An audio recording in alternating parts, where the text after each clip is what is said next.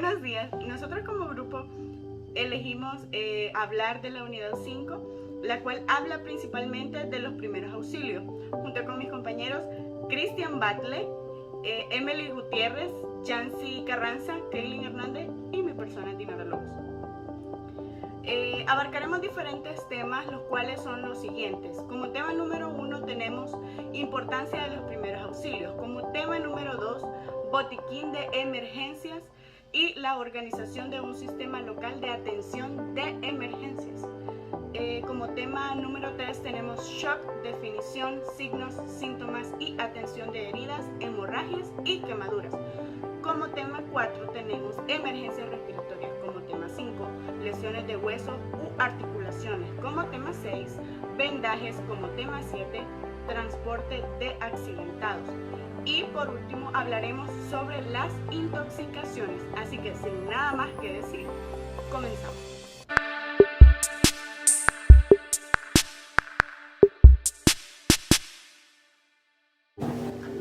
Este día les hablaremos un poco sobre la importancia de los primeros auxilios y en su término general y definición, los primeros auxilios son los cuidados o la ayuda inmediata, temporal o necesaria que se le da a una persona que ha sufrido un accidente, enfermedad o agudización de esta hasta la llegada de un médico o paramédico profesional, ya que éste se encargará de atender al herido y en caso de ser necesario el traslado a un hospital para mejorar o mantener las condiciones de salud de dicho paciente en la cual se encuentra afectado de la mejor manera.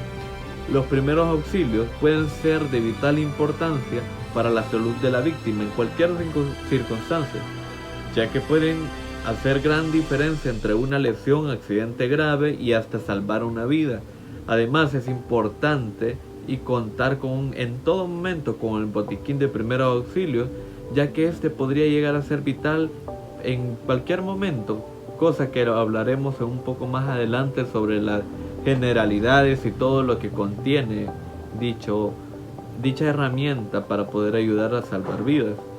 También conocer sus componentes y saber cómo aplicarlos en diferentes circunstancias.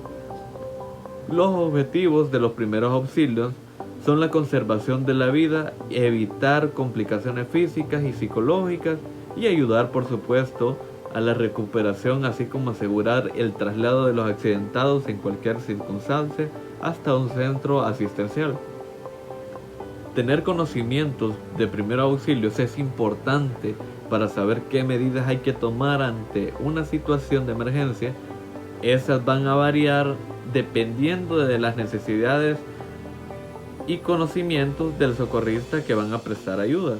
Fundamental, por supuesto, saber qué hacer y qué no hacer en cada momento, así como conservar la calma, ya que la adrenalina puede jugar malas pasadas y de una medida mal aplicada pueden causar lesiones graves y terminaciones en diferentes partes del cuerpo de dichos pacientes.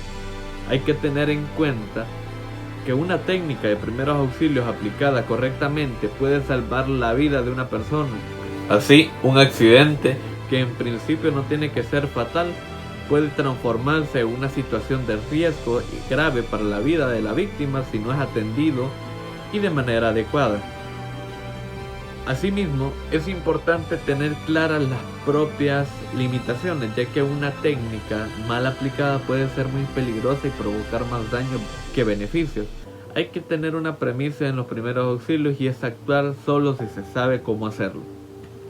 La finalidad de los primeros auxilios, por tanto, es adquirir un conocimiento básico que permita, en la medida de lo posible, estabilizar al paciente, así como aliviar el dolor y la ansiedad hasta que pueda ser atendido por personal sanitario especializado. En diferentes circunstancias nos preguntamos por qué es importante aprender primeros auxilios. La respuesta es fácil. La finalidad de esta es radicar entre tener la posibilidad de ofrecer ayuda a cualquier persona que se encuentre en una situación de emergencia, por supuesto. También permite saber qué se debe hacer en caso de fractura, cuáles son los primeros auxilios ante un esguince o otras lesiones, cómo actuar ante una asfixia, cómo calmar hemorragias, qué no se debe hacer en los primeros auxilios frente a un traumatismo, técnicas de RCP o curar quemaduras, entre otras, ¿verdad? También asistiendo a una persona accidentada se facilita la tarea de los profesionales, aliviando diferentes tipos de heridas mediante primeros auxilios y estabilizando al paciente ante cualquier situación. Dentro de los objetivos principales de brindar primeros auxilios se encuentra la capacidad de mejorar la atención médica posterior a través de técnicas primarias que permitan evitar consecuencias de salud grave, eventos fatales, colaborar en una pronta recuperación del paciente, y de ahí deviene la importancia de los primeros auxilios, los cuales deben realizarse de la manera más adecuada y exhaustiva para no poner en riesgo la integridad en salud del paciente. Cualquier persona, aunque no sea parte del personal sanitario, puede aprender primeros auxilios y brindar asistencia inicial a una víctima, ya sea en un espacio laboral, en el hogar, en la vía pública, etcétera, etcétera. Con técnicas simples estás ayudando a minimizar el daño de un paciente en diferentes circunstancias o emergencias. ¿Cuál es la importancia de la formación en los primeros auxilios? Al realizar una formación en los primeros auxilios y en esta área, la persona contará con herramientas necesarias para asistir a una víctima, tanto físicas como de visualización, ya que estas, además de los conocimientos que hemos mencionado anteriormente, la persona formada podrá identificar cualquier estado de inconsciencia, problemas respiratorios, aprender a tomar el pulso, manejo de desfibriladores y las técnicas de reanimación. También tenemos lo que vienen siendo los pasos a seguir al ofrecer auxilio a una víctima. Los servicios de urgencia aconsejan aplicar una serie de conductas a la hora de atender a un accidentado. La palabra PAS, en su término abreviado, significa proteger, avisar y socorrer. En primer lugar, se debe proteger al accidentado. Las personas que no posean conocimientos previos no deberían hacer intentos de rescate de la víctima, ya que estos podrían también correr el riesgo de llegar a convertirse en nuevas víctimas. Así pues, el primer paso es señalizar la zona del accidente con luces y los triángulos de emergencia, con el fin de evitar ser golpeados por otros vehículos que transiten en el mismo momento y en la misma instancia. El segundo paso que se debe llevar a cabo es avisar, contactar antes de que los servicios de emergencia puedan llegar a ser asistidos. Esto incluye sanitarios, guardia civil, policía, etc. En tercer lugar también tenemos socorrer, la palabra socorrer. Esto significa socorrer a la víctima de forma eficaz aplicando las técnicas de primer auxilio, por supuesto de los que seas conocedor. En el caso de que no tuvieras dichos conocimientos, es preferible mantenerse cerca de la víctima pero no realizar ninguna maniobra o técnica para reanimarla. Desafortunadamente, los accidentes, lesiones o heridas son cosas que pueden pasar en nuestra vida diaria en cualquier momento. En ocasiones nadie puede evitar que sucedan. Sin embargo, el conocimiento, capacitación o cursos en primer auxilio pueden ser de mucha utilidad, ya que en estas circunstancias la ayuda puede ser tomada de una forma inmediata y adecuada ante cada situación, sea en la oficina, sea en el trabajo, casa o lugares recreativos. El conocimiento de primeros auxilios pueden llegar a salvar vidas. También tenemos la importancia y ventajas de tener un conocimiento previo a los primeros auxilios. Los primeros auxilios permiten a las personas capacitadas contar con la habilidad de asistir en situaciones de emergencia. La persona capacitada es de extrema ayuda en situaciones críticas, pudiendo salvar una vida o lesiones y padecimientos graves en situaciones como accidentes automovilísticos, traumatismos, convulsiones, desastres naturales, hemorragias, cortadas, intoxicaciones, alergias, caídas, quemaduras, inclusive fracturas y mordeduras. Una persona con conocimiento en primeros auxilios, sean básicos o avanzados, puede ser crucial para asistir al herido hasta que llegue la atención profesional, ya sea en la calle, en la oficina y en la casa. Los primeros auxilios pueden ser parte para reducir la magnitud de una lesión o emergencia a cualquier paciente. Pasamos ahora al literal B, que es el tema del botiquín de emergencias y organización de un sistema local de atención de emergencias. Un botiquín de emergencias se le denomina al elemento destinado a contener los medicamentos o utensilios indispensables para brindar los primeros auxilios o para tratar dolencias comunes. También la disponibilidad de un botiquín suele ser prescrita en áreas de trabajo para el auxilio ante los accidentados. Generalmente se dispone dentro de una caja o otro adminículo capaz de ser transportado, pero también se aplica el término a una instalación fija ubicada en un área de atención en la salud. Al tener preparado uno de estos ante un fenómeno natural, podríamos evitar una causa de muerte. Un botiquín debería contener material de curación, medicamentos que no tengan riesgo para las personas. Sin embargo, siempre debe preguntarse antes de administrarlos sobre una posible alergia o reacción negativa ante cualquier medicina o sustancia. El botiquín de primeros auxilios sirve para actuar en caso de lesiones leves o indisposiciones que en principio no necesiten asistencia sanitaria. Si ocurre un accidente grave, se debe esperar, solamente se debe de socorrer. En cualquier instancia se debe esperar, pero de lo contrario se puede incluso perjudicar al accidentado al no poder ayudarlo. También tenemos lo que vienen siendo las instrucciones de uso. Esas son simples, siempre se debe dar cubrimiento a todas y cada una de las jornadas de trabajo. También se debe establecer un sistema de inventario de tal forma que una vez utilizado el botiquín es importante reponer los elementos utilizados de forma que siempre estará listo para nuevos eventos de emergencia. También tenemos la otra instrucción que dice que es verificar que los elementos del botiquín de los primeros auxilios se encuentren en un buen estado y no hayan caducado. Esto es de vital importancia, ya que no se le puede dar medicamentos o cualquier tipo de ayuda al paciente si sabemos que, inclusive si no sabemos que los medicamentos ya pueden llegar a haber sido caducados o en distintas maneras pudieron haber sido manipulados por otras personas abriéndolos y está perdiendo una calidad para poder ayudar al paciente. También tenemos los elementos del botiquín de primeros auxilios. A continuación mencionaremos una lista de los elementos más importantes que debe tener un botiquín de primeros auxilios. El alcohol, de vital importancia por supuesto para heridas expuestas y desinfección en las mismas. Los guantes para evitar contacto con lesiones y evitar infecciones. También tenemos lo que viene siendo las tijeras, importante para el uso de vendajes y apósitos, algodón y gasas para cubrir heridas y evitar infecciones, desinfectantes y antisépticos, importantes para evitar infecciones y hacer limpieza ante las heridas, vendas para cubrir heridas, torceduras, cortaduras y golpes, esparadrapos, estas funcionan como adhesivos para afianzar las vendas en la zona de curación, apósitos, productos sanitarios para cubrir y proteger heridas. También tenemos la Incidón en solución, agua destilada o solución salina y sulfaplata para quemaduras en primer grado.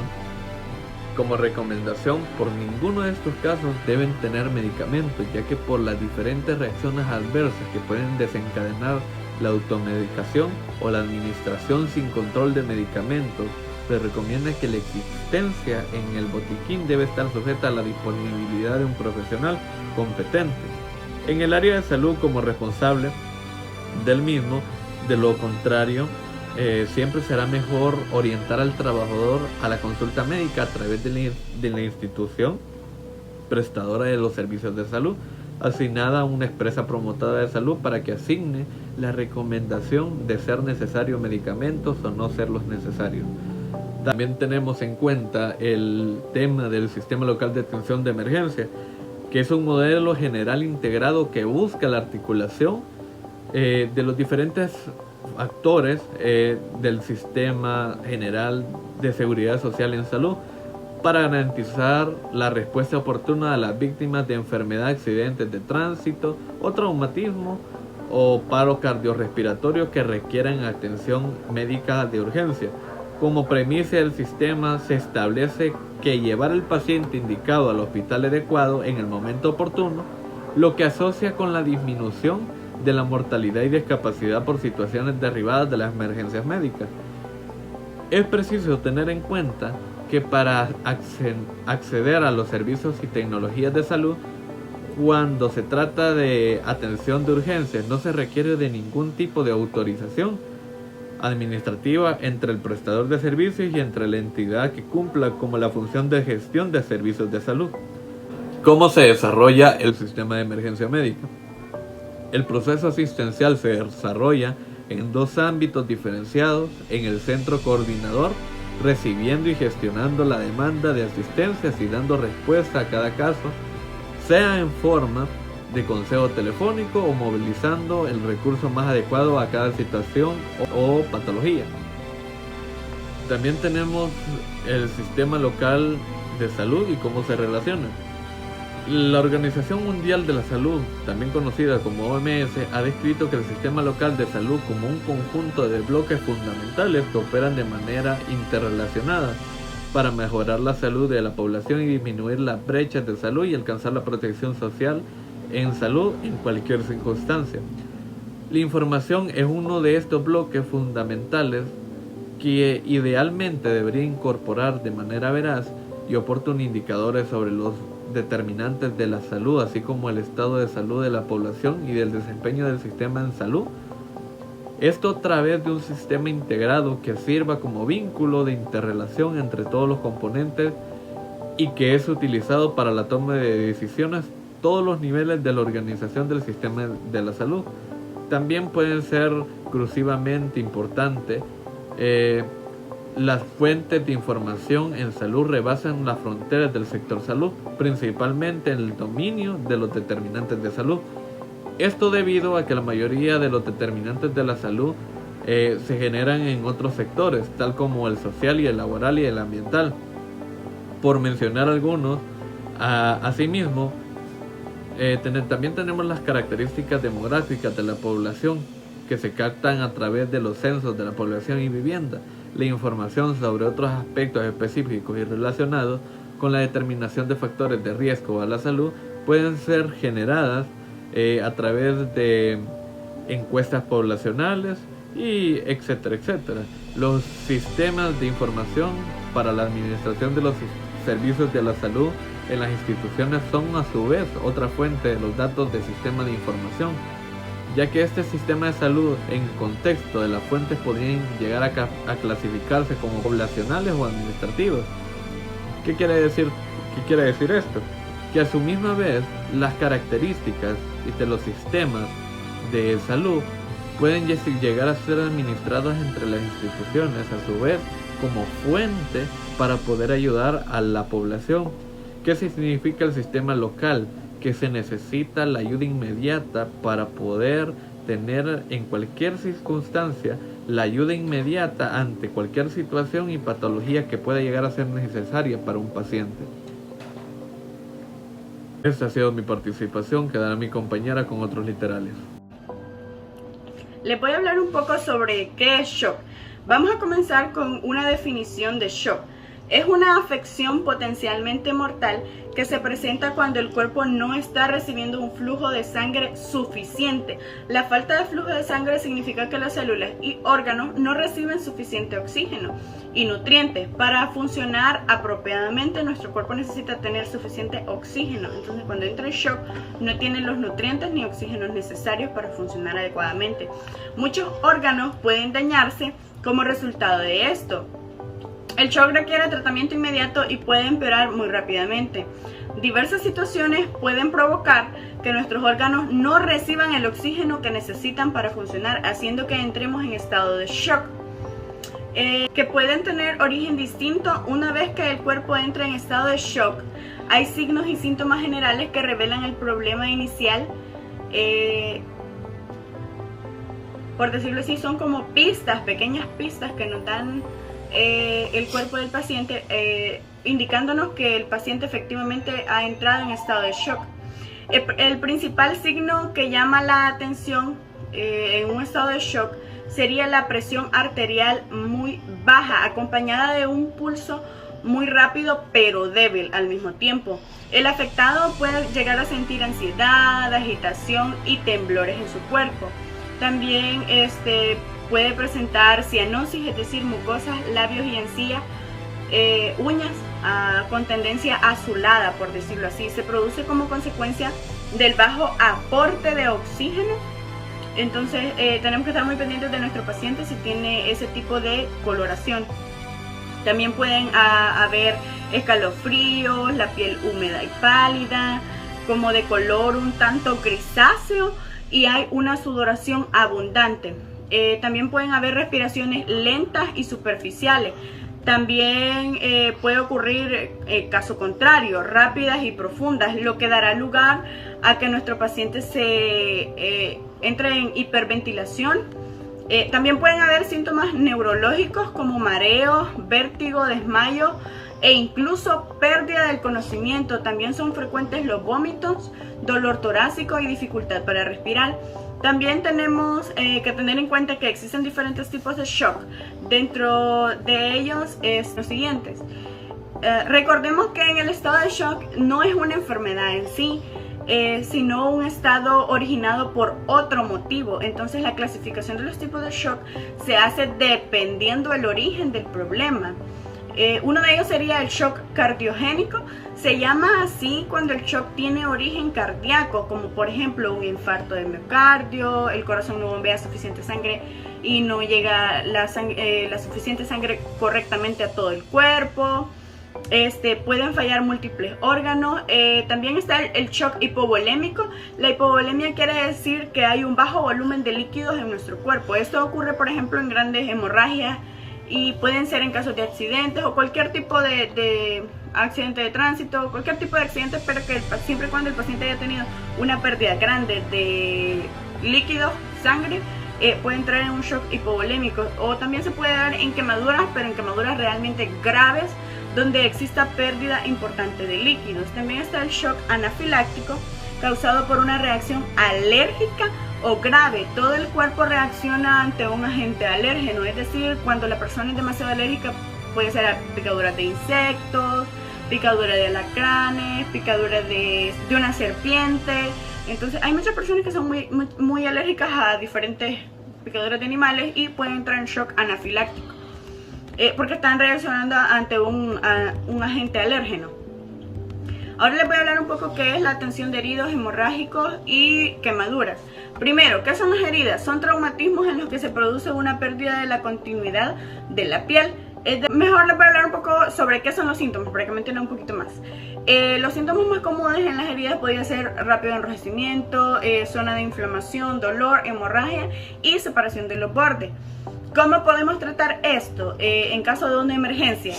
Limpiar la herida y la zona próxima a la herida, o sea, es decir, vamos a limpiar toda el área, primero la herida y luego la zona alrededor, retirando la ropa que lo cubra porque lo puede llegar a contaminar y aplicando abundante agua limpia desde el centro de la herida hacia afuera. ¿Por qué no lo contrario? Porque podemos llevar bacterias y causarle una infección.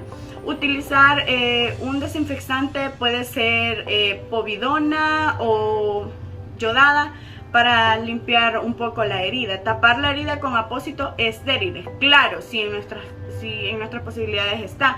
Si no se puede, un apósito lo más limpio que se pueda es el que vamos a colocar para evitar causarle mayor infección al paciente. Colocar una gasa antes entre el apósito y la herida, es decir, vamos a crear una barrera. Otra cosa que es muy importante es trasladar al herido a un centro de urgencias, al centro más cercano que tengamos, para el posterior tratamiento, especialmente la prevención de antitetánica. Otra cosa muy importante es no drenar hematomas, podríamos causarle un daño mayor al paciente. Otro que es muy importante y casi no se habla de él sería no retirar objetos o cuerpos extraños que estén encrustados, enclavados en la herida. Ahora bien, ¿por qué no hacer esto? Porque podemos causarle una hemorragia mucho mayor al paciente. A la hora de retirar esto, no sabemos si el objeto está cubriendo una hemorragia arterial o una vena. Entonces, a la hora de retirarlo, podemos causarle una hemorragia mucho mayor y causar daños severos al paciente. ¿Qué son las hemorragias? Es la pérdida de sangre del organismo provocada por la ruptura de un vaso sanguíneo. Les voy a hablar un poco sobre los tipos de hemorragia. Según su procedencia pueden ser capilares, es decir, los capilares son la sangre que fluye a gotas, no presenta ningún peligro ni ningún riesgo al paciente. En estos casos solo se debe comprimir la zona con una gasa o un apósito y con eso bastará. Las hemorragias venosas serían: la sangre sale a chorro continuo y puede ser leve o severa dependiendo del tipo de gravedad del traumatismo. Debe hacer un vendaje y el vendaje debe ser un tanto compresivo por debajo de la herida. También está la hemorragia arterial: la sangre sale de forma discontinua y coincide en cada latido del corazón. Se hará vendaje fuerte, pero este será un poco más fuerte, más compresivo por encima de la herida. ¿Cómo se puede tratar las hemorragias externas? Tumbar a la víctima, al paciente, para evitar desmayo. También efectuar presión en el punto de sangrado mínimo 10 minutos con un apósito y no olvidar el uso de guantes. ¿Por qué? Es fundamental porque nos estamos cuidando tanto nosotros como al paciente. Si con el primer apósito no fuese suficiente, podemos añadir por encima otro, retirar el que ya usamos y añadir un doble apósito. Elevar el miembro afectado, claro, si dentro de las posibilidades está, si es posible, si no le causamos mayor daño al paciente, y mantener la presión hasta que cese el sangrado. Realizar un vendaje compresivo y vendar la herida por encima del apósito hasta que lo traslademos a un centro hospitalario. Y mantener caliente a nuestro paciente. Ahora bien, les voy a hablar un poco sobre qué son las quemaduras. Son las lesiones locales y generales producidas por la acción de calor sobre el organismo, sobre nuestros tejidos. Es decir, cuando se calienta por encima de los 45 y 50 grados, comienza a alterarse, y si la temperatura se eleva aún más por encima de los 70 grados, la quemadura es inmediata. Si esta situación se prolonga durante un tiempo suficiente, da como resultado una quemadura que dependerá de la intensidad del calor, así como del tiempo de la exposición que hayamos tenido a ese calor, o que haya tenido el paciente a ese calor. Los tipos de quemadura son según el grado de profundidad. Dentro de ellas están las quemaduras de primer grado. Son las más superficiales, que afectan únicamente la capa más externa de la piel. La quemadura de segundo grado son un poquito más profundas y afectan la dermis en profundidad, pero como las del primer grado todavía son de grosor parcial, conservándose la lámina propia. Sus características fundamentalmente es la aparición de ampollas. La quemadura de tercer grado destruye todo el espesor de la piel, por lo que también se conoce como quemadura de grosor total. La asistencia de los primeros auxilios en caso de quemaduras se fundamenta en los siguientes puntos. Les voy a hablar un poco sobre ellos. El primero sería contrarrestar los efectos de la quemadura, es decir, lo más aconsejable siempre es tener agua limpia a la mano para contrarrestar el efecto de calor, lavar con suficiente agua. Otra cosa sería apartar al individuo del agente calórico y alejar todo aquello que esté en el área que pueda afectarlo. Es decir, apagar llamas y quitemos posibles materiales conductores de calor o de fuego. Otra de ellas sería cubrir la zona. Toda quemadura establecida se comporta como una herida y está sometida a las mismas complicaciones. Es decir, tenemos que tener mucho cuidado a la hora de cubrirla, en especial porque si no tenemos lo suficientemente limpia la quemadura, podemos generar una infección al paciente. También es importantísimo proteger las zonas quemadas, cubriéndolas con apósitos estériles si se tienen a la mano, claro está, si no, con un apósito que esté lo más limpio posible, y trasladar urgentemente al accidentado. Toda víctima de quemadura debe ser vista por un médico. Cuando estas quemaduras son importantes, corre serio peligro la vida del accidentado, entonces tenemos que actuar de manera inmediata y se debe trasladar urgente al centro asistencial más cercano. Ok, continuando con lo que es la temática, yo les voy a hablar sobre lo que son las lesiones de huesos y articulaciones. En primer lugar, las lesiones de los huesos, articulaciones y músculos ocurren con bastante frecuencia. Estas suelen ser dolorosas, obviamente, pero raramente pueden ocasionar la muerte.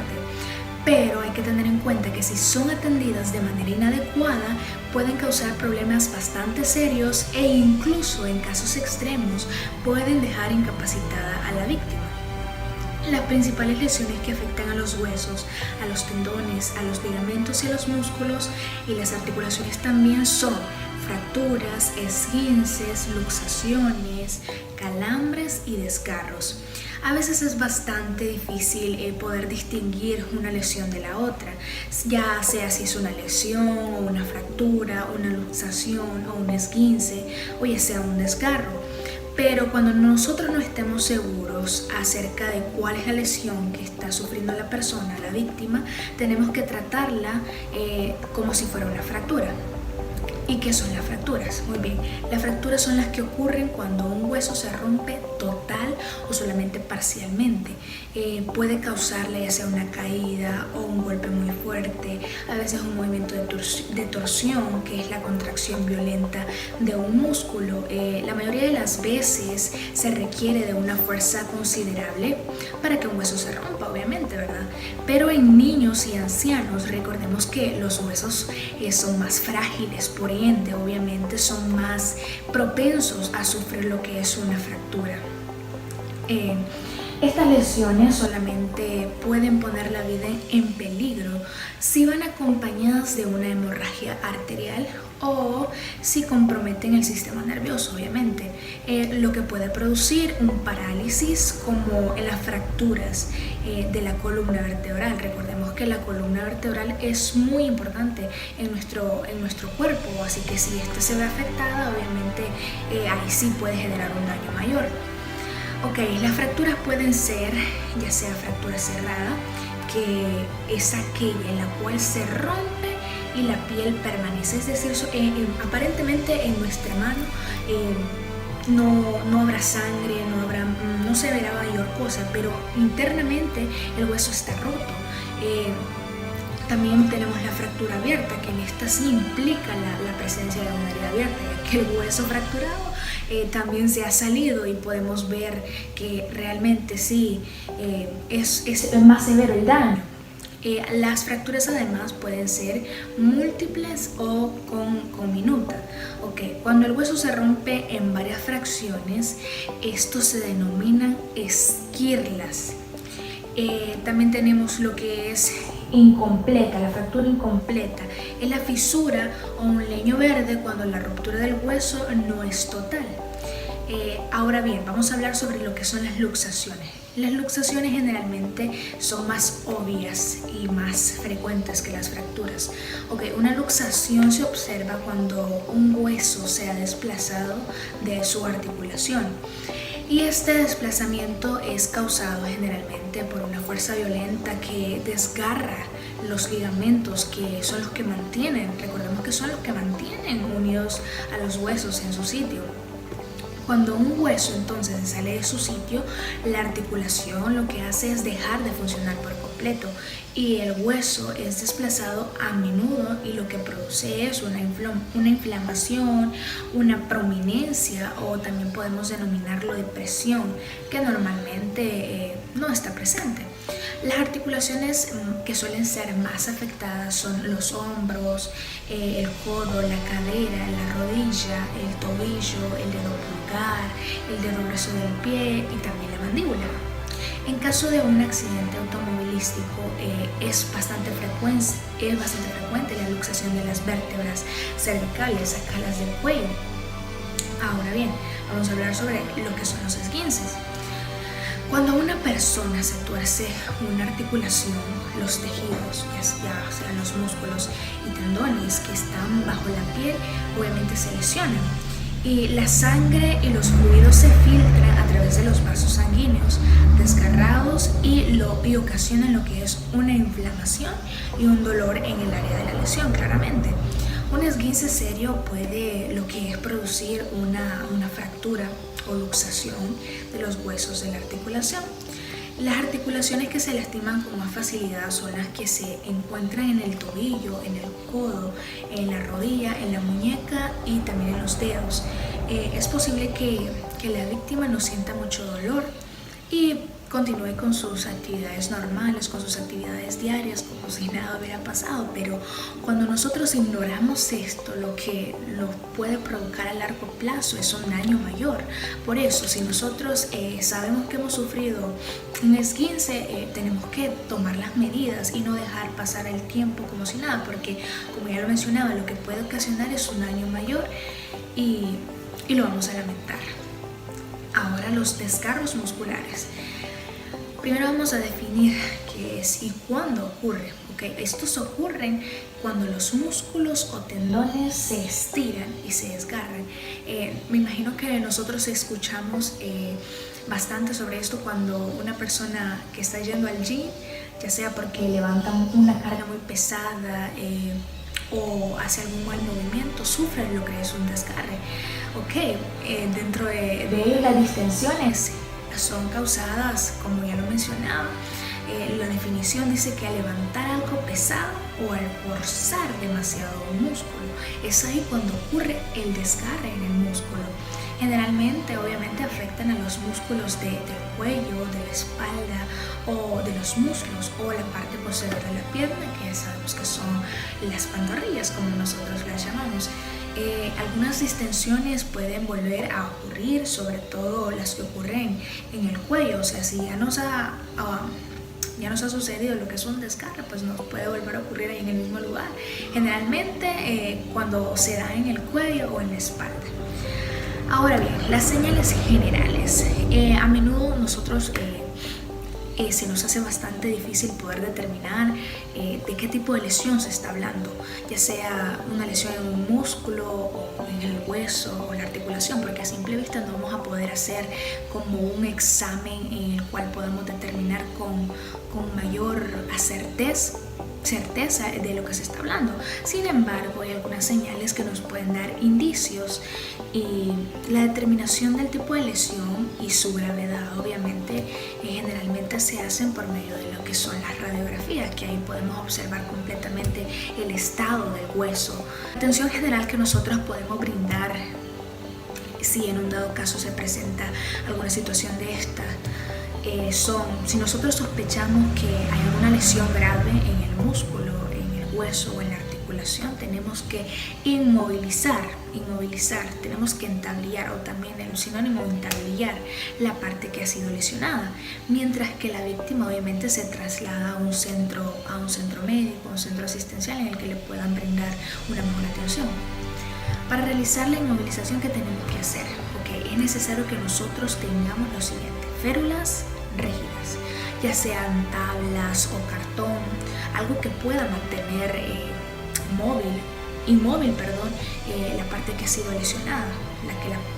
También tenemos que tener las férulas blandas, ya sea en una manta doblada o alguna almohada, vendas triangulares o elementos para poder agarrar o sostener, ya sean tiras de tela, corbatas, pañuelos, también lo que es el cabestrillo. Y nos preguntaremos qué es un cabestrillo, que es un elemento fundamental para lo que es la inmovilización de los miembros superiores cuando existe una fractura, una luxación o un esguince. Además de inmovilizar, es muy útil para poder elevar la zona que ha sido lesionada, y de esta manera va a disminuir la inflamación y el dolor. Generalmente se elaboran con tela o venda.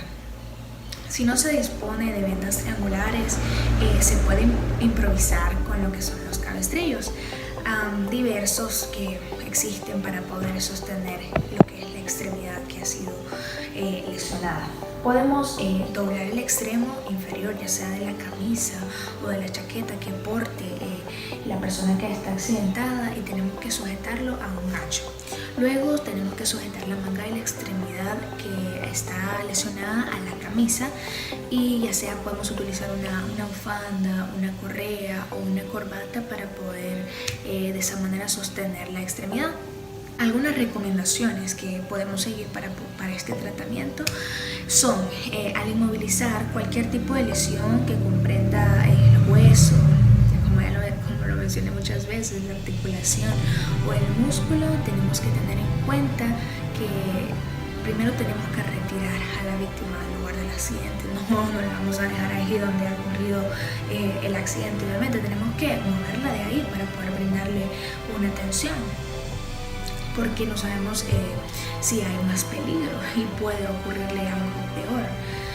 Luego tenemos que realizar una valoración primaria de la víctima, identificando claramente si está consciente o inconsciente, si está respirando, si tiene pulso o si está desangrando abundantemente.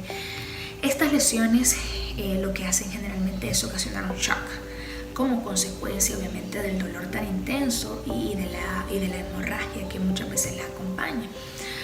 Luego tenemos que realizar una valoración secundaria, y es ahí cuando vamos a tratar de identificar el tipo de lesión para poder proceder a lo que es la inmovilización.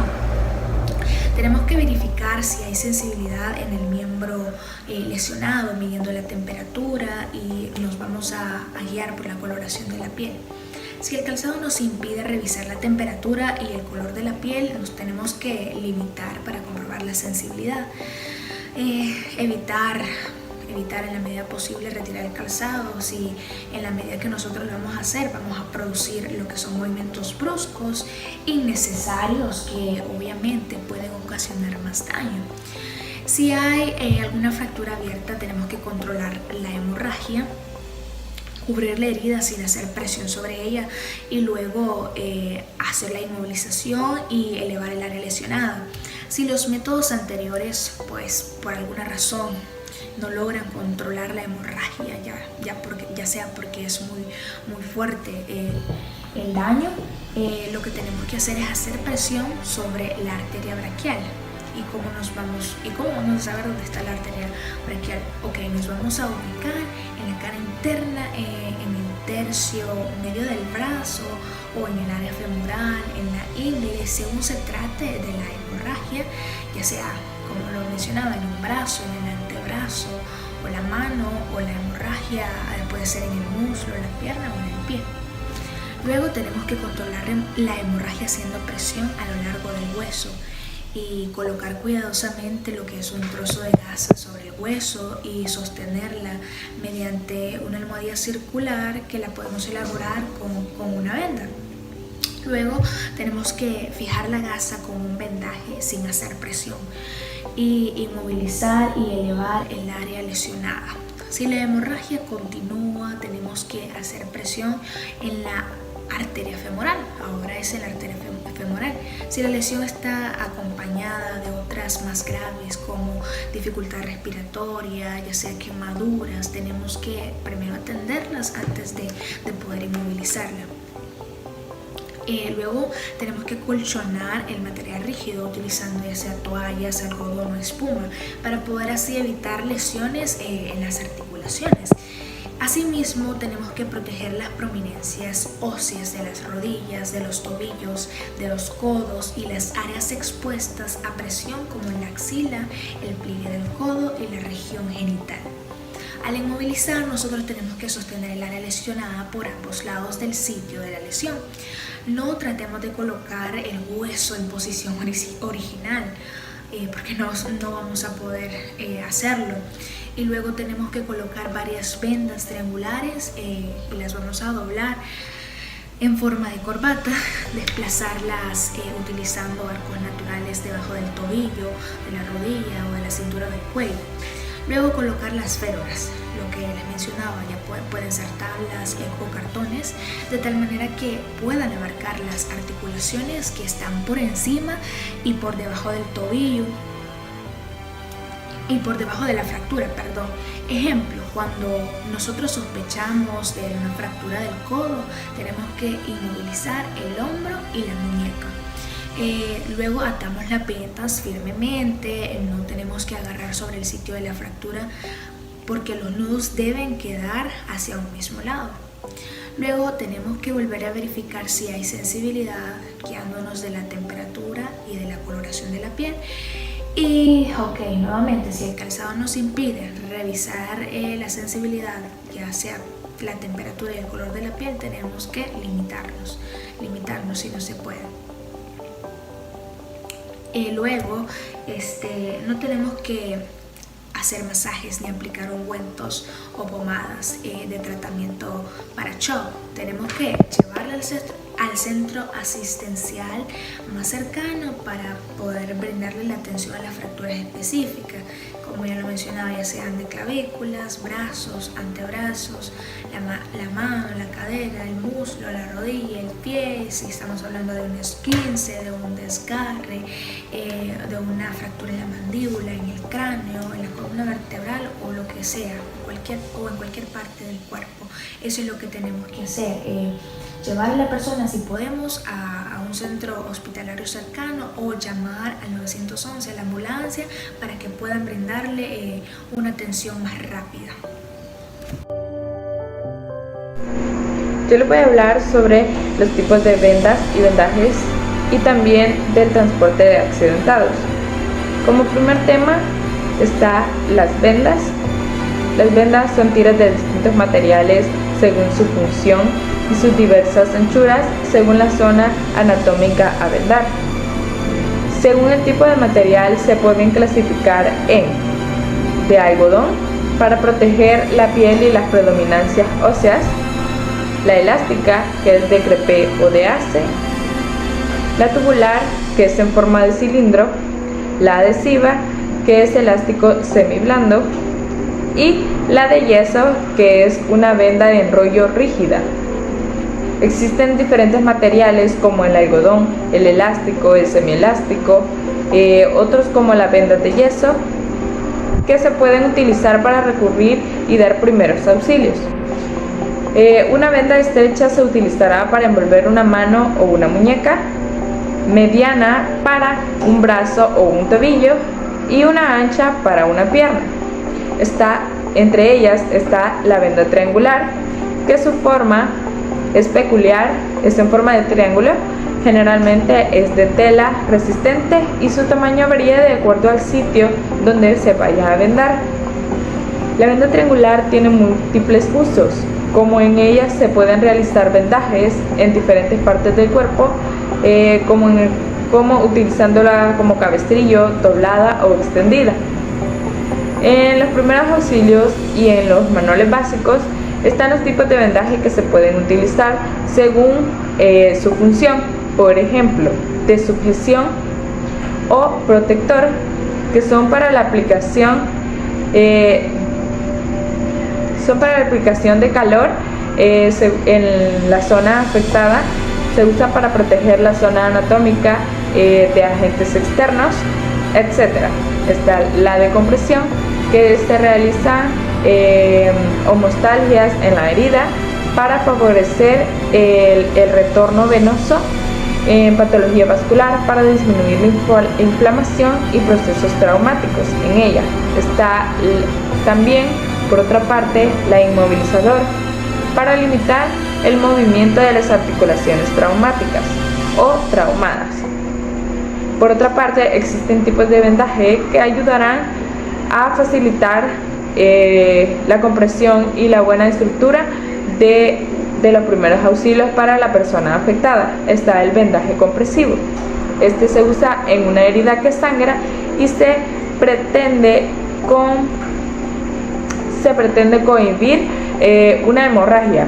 Se colocan varias gasas en una serie sobre ella y sobre ella varias capas de algodón que se usan para obtener un grosor de 15 centímetros que ayudará a reducir la hinchazón y el maltrato hacia la zona afectada. Está la venda circular, que se usa para fijar un extremo inicial y final de una inmovilización o para fijar un apósito, también para iniciar o finalizar un vendaje. Este tipo de vendaje se utiliza para sujetar apósitos de frente en miembros superiores o inferiores y para controlar hemorragias. Está también la venda o vendaje espiral, que se utiliza en las extremidades, que en este caso la venda cubre de 2 a 3 vueltas interiores y se sitúa en la oblicua del eje de la extremidad. Se usa para para sujetar gasas, apósitos, férulas en el brazo, antebrazo, mano, muslos o pierna. Se inicia el vendaje siempre en la parte distal del corazón en dirección hacia la circulación venosa. También está el vendaje en 8, o también conocido mejor como vendaje tortuga, que se utiliza en las articulaciones como por ejemplo tobillo, rodilla, hombro, codo, muñeca, etc., ya que permite a estas tener una cierta movilidad. Esta se coloca en la articulación ligeramente flexionada y se efectúa dando una vuelta circular por debajo de la articulación. Se dirige la venda de forma alternativa hacia arriba y después hacia abajo, de forma en que la parte posterior, la venda siempre pase y se cruce sobre la articulación. Por otra parte también está el vendaje recurrente, que se usa en las puntas de los dedos, las manos, los muñones, en forma de amputación, etc. Después de fijar este vendaje con una vuelta, se lleva el rollo hacia el extremo del dedo y el muñón y se regresa hacia atrás. Finalmente se fija dando una vuelta circular. Está el vendaje también para codo o rodilla, que con la articulación semiflexionada se efectúa en 2 vueltas circuladas en el centro de esta para posteriormente progresar y cruzar en 8 vueltas, alterando el brazo y antebrazo o pierna o muslo en la que se vaya o se encuentre la fractura. También está el vendaje para tobillo o pie, que se comienza con 2 circulares a nivel del tobillo. Luego de esto procede a efectuar varias vueltas en 8 que abarcarán ampliamente el pie y el tobillo para la mejora de esta. Por otra parte, dentro de los manuales o servicios que ustedes encontrarán, está el vendaje para manos o dedos, que son de los principales que se usan en pequeñas contusiones o fracturas en estas zonas. Se inicia el vendaje haciendo 2 vueltas circulares a nivel de la muñeca. Es ahí donde comenzará. Después de eso se lleva hacia los dedos, donde se efectuarán 2 vueltas recurrentes, que son fijas con los dedos circulares o con los 2 circulares a nivel de los dedos. Para terminar, se siguen varias vueltas en 8 entre el dedo y la muñeca, y para finalizar acaban dando 2 vueltas de fijación a nivel de la muñeca. Este es un vendaje compresivo en la palma de la mano que calmará el dolor y la inflamación de la fractura. Y por último, como ya les había mencionado, también el vendaje en 8 o tortuga. También les voy a hablar sobre transportes de heridos o accidentados dentro del manual de los primeros auxilios. Si bien uno sabe que el traslado para evacuar a un paciente con una fractura o un lesionado dentro de los primeros auxilios, uno debe tomar la mejor decisión o la más apropiada para que la persona que va a socorrer y el paciente no corran un riesgo y sea de la mejor manera la ayuda hacia este. Para esto se deben seguir una serie de reglas que están determinadas para que la ayuda que uno le va a brindar al paciente sea la mejor. Como principal o primera de las reglas, dice que elija un transporte apropiado con base a la condición del herido, ya sea la naturaleza de la lesión del herido, tiene que verificarse para ver qué gravedad es la que corre. De ahí la situación militar, la distancia que se debe recorrer, el peso del herido, son signos que uno debe visualizar para la ayuda hacia una persona. Dice que no se mueva al herido con una posible fractura en la columna, salvo que exista un peligro de muerte inmediata, porque si no, de lo contrario, esto ocasionará una fractura peor dentro del paciente. Si es posible, utilice un vehículo de transporte al herido, donde transporte al herido hacia un lugar de ayuda inmediata. Dentro de todo esto debe abarcar distintos métodos en el cual usted debe utilizar para trasladar al paciente. Hay diferentes tipos de transporte, por ejemplo, están el transporte por un hombre o el transporte por dos o más hombres. Dentro del transporte por un hombre empiezan el transporte de bomberos, que son técnicas que ellos utilizan en caso de un herido dentro de un edificio o de alguna situación de riesgo que recurra de su ayuda.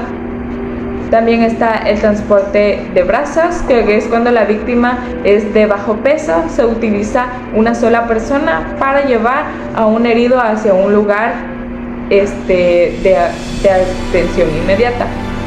También está el transporte de soporte, que después de efectuar los primeros 5 intentos debe recurrir a la ayuda de otra persona. Está el transporte en caballito, que es una posición vertical en la cual se sostiene al fracturado o al lesionado para poder trasladarlo hacia un mejor lugar o a un centro de atención principal. Transporte en cuesta, consiste en la posición vertical que se coloque enfrente del paciente, pero de espaldas. También está el transporte de espalda contra espalda, que es un método que se utiliza cuando el paciente está consciente y es capaz de sostenerse con sus brazos. También está el transporte colgado del cuello, que es donde el ayudante o el asistente que esté brindando la ayuda debe sostener desde los brazos hasta las piernas y colocar al herido alrededor de su cuello. También está el de arrastre por medio de cinturones, que esto lo ayuda por medio de, como lo menciona el tema, de cinturones que se atan a través de la cintura o de las espaldas del ayudante y del paciente. También está las que ya les mencionaba, que también eran una división, que era en transporte por 2 hombres, que se utiliza en casos donde el paciente sea de un peso alto. Dentro de estas están el transporte de herido utilizando soportes de 2 hombres. Está el transporte de heridos utilizando transporte en brazos, la formación de camilla con los brazos, o la carga de un herido con 4 manos. Según estas determinaciones, se utiliza la mejor para que el paciente sea trasladado rápidamente hacia un centro de atención inmediata con un profesional. Los primeros auxilios solo se dan en caso de que la persona necesite de una ayuda rápida. Los primeros auxilios no es necesario que la situación sea grave, pero para brindar primeros auxilios uno tiene que tener un poco de conocimiento. A continuación, intoxicaciones. Una intoxicación, según la OMS, es la respuesta del cuerpo a la ingestión de una sustancia tóxica que causa lesiones, enfermedades y a veces la muerte. Este grado de toxicidad varía con la edad, el sexo, el estado nutricional, el método de entrada y la concentración del tóxico. Entre algunas intoxicaciones hay 4 formas. Intoxicación aguda. Estos son debido a exposiciones de corta duración con absorción rápida del tóxico. Obedecen a una dosis única o a dosis múltiples absorbidas en un periodo de tiempo breve, que normalmente se fija en un máximo de 24 horas. Pueden ser más o menos graves. Intoxicación subaguda, también conocida como subcrónica, suele ser debido a exposiciones frecuentes o repetidas en un periodo de varios días o semanas antes de que aparezcan los síntomas. El tiempo máximo considerado en este tipo de toxicidad es de 90 días. Intoxicación crónica es aquella que aparece en un plazo más o menos largo por absorciones repetidas. Se debe a una repetida al tóxico durante mucho tiempo con absorción de dosis incluso mínimas, casi inapreciables. Este tipo de toxicidad es de exposición frecuente en el medio laboral y también tiene importancia en toxicología alimentaria y toxicología ambiental. El mecanismo puede obedecer a 2 causas: acumulación de dosis y absorción-eliminación. Este mecanismo es característico de tóxicos acumulativos como el metanol, compuestos orgánicos, clorados, derivados del arsénico y flúor, metales pesados, etc., que son retenidos en el organismo a causa de afinaciones de tipo físico como la liposutilidad o químico o fijación a un determinado componente celular. Alternativamente, la retención puede ser debida a una acción lesiva sobre el riñón que entorpezca la eliminación, como por ejemplo los metales pesados. A consecuencia de esta acumulación, se alcanzan niveles suficientes del tóxico para que se manifieste la intoxicación, la dosis absorbida, la velocidad de eliminación y el intervalo entre exposiciones. Efectos aditivos, sumación de efectos. En este caso no es la dosis la que se acumula, sino el efecto producido en el organismo por cada dosis. Experimentalmente se ha visto que la administración de dimetilaminoabonceno produce cáncer de hígado. Este efecto aparece más o menos tarde en función de la pauta de administración del tóxico. En el hipervínculo se produce tal experiencia. Se observa que la dosis total para obtener el efecto es de 1 gramo de producto, sea cual sea el fraccionamiento cronológico. Considerando que la eliminación del DAP es prácticamente total en 10 días. Está claro que este caso no se trata de una acumulación de dosis, ya que de ser así se necesitarán dosis más elevadas a medida que se espaciarán más en el tiempo de fraccionamientos. Por ello, en las sustancias cancerígenas es probable que sea imposible fijar una dosis umbral, pues si se admite la persistencia del efecto después de la eliminación de la sustancia responsable, incluso dosis ínfimas puede resultar peligrosa si la exposición se mantiene o se repite durante un periodo amplio o si se transcurre en un tiempo suficiente para que les permita manifestar su actividad. El factor tiempo es de la máxima importancia en las sustancias cancerígenas y solo se puede hablar de dosis mínimas capaz de producir el efecto. Está la intoxicación retardada, que es aquella que aparece a mayor o menor plazo tras una exposición, una única exposición. Algunos tras unas dosis únicas y después de haber desaparecido del organismo provocan efectos tóxicos, más o menos graves. Tras una fase de latencia más o menos prolongada, son muchos los ejemplos conocidos de toxicidad retardada. Como un ejemplo sería el paraquat. Algunas semanas después de la ingestión de una dosis que solo haya producido alteraciones gastrointestinales, este tóxico puede dar a una fibrosis pulmonar que puede ser mortal. A continuación, las intoxicaciones en los primeros auxilios. La forma de tratar a alguien que pudo haberse intoxicado depende de lo siguiente: los síntomas de la persona, la edad de la persona, si conoces el tipo y la cantidad de sustancia que causó la intoxicación. ¿Cuándo sospechar de una intoxicación? Los signos y los síntomas de intoxicación se pueden confundir con otras afecciones, como una convulsión, una intoxicación alcohólica, un accidente cerebrovascular, una reacción a la insulina. Entre los signos y los síntomas de la intoxicación se pueden incluir los siguientes: quemaduras o enrojecimiento alrededor de la boca y los labios, aliento que huele a sustancias químicas como gasolina o solvente de pintura, vómitos, dificultad para respirar, somnolencia, confusión, estado mental alterado. Si sospechas que se trata de una intoxicación, presta atención a indicios como frascos de píldoras o paquetes vacíos, píldoras diseminadas, quemaduras, manchas y olores en las personas o en los objetos cercanos. Si se trata de un niño, considera la posibilidad de que se haya aplicado parches con medicamentos, de que haya tomado medicamentos recetados o de que se haya tragado una pila de botón. En casos así, pedir ayuda, llamar a la ambulancia. Está somnolienta o inconsciente, tiene dificultad para respirar o ha dejado de respirar, está inquieta o agitada y no se puede controlar, tiene convulsiones. Se sabe que tomó una sobredosis de medicamentos o cualquier otra sustancia de forma intencional o accidental. En estos casos, la intoxicación suele implicar grandes cantidades con frecuencia junto con alcohol. Es de comunicarse, como había mencionado antes, con emergencias si se presentan estas situaciones. la persona está estable y no tiene síntomas, la persona será trasladada al departamento de emergencia local.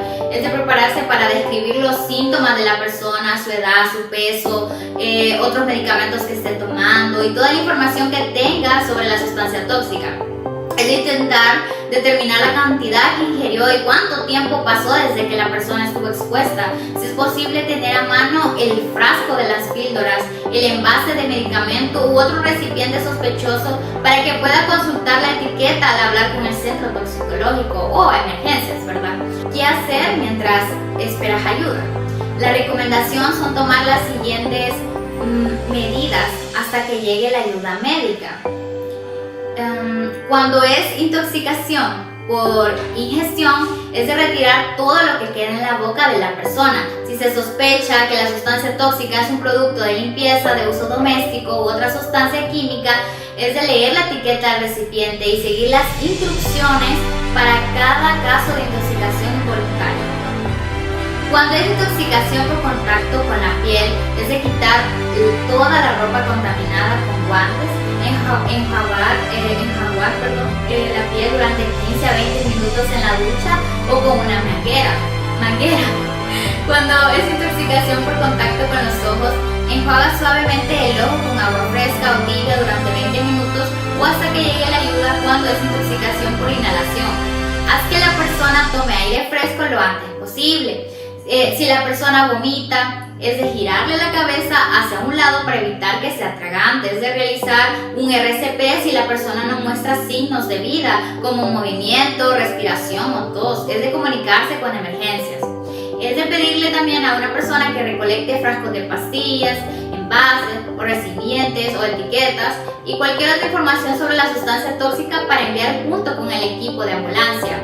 En el caso de una sobredosis de opioides, si la persona tiene riesgo de sobredosis de medicamentos analgésicos, opioides, si tiene naloxona, Narcan, es de administrársela. Los proveedores de atención médica cada vez les dan más recetas de Narcan inyectable a las personas que tienen riesgo de sobredosis. Los seres queridos deben saber cómo utilizarlo. Precauciones que se deben tomar en estos casos. Baterías de botón. Las pequeñas baterías plenas que se usan en los relojes y otros aparatos electrónicos, especialmente las más grandes del tamaño de una moneda, son especialmente peligrosas para los niños pequeños. Una batería atascada en el esófago puede ocasionar graves quemaduras del tejido.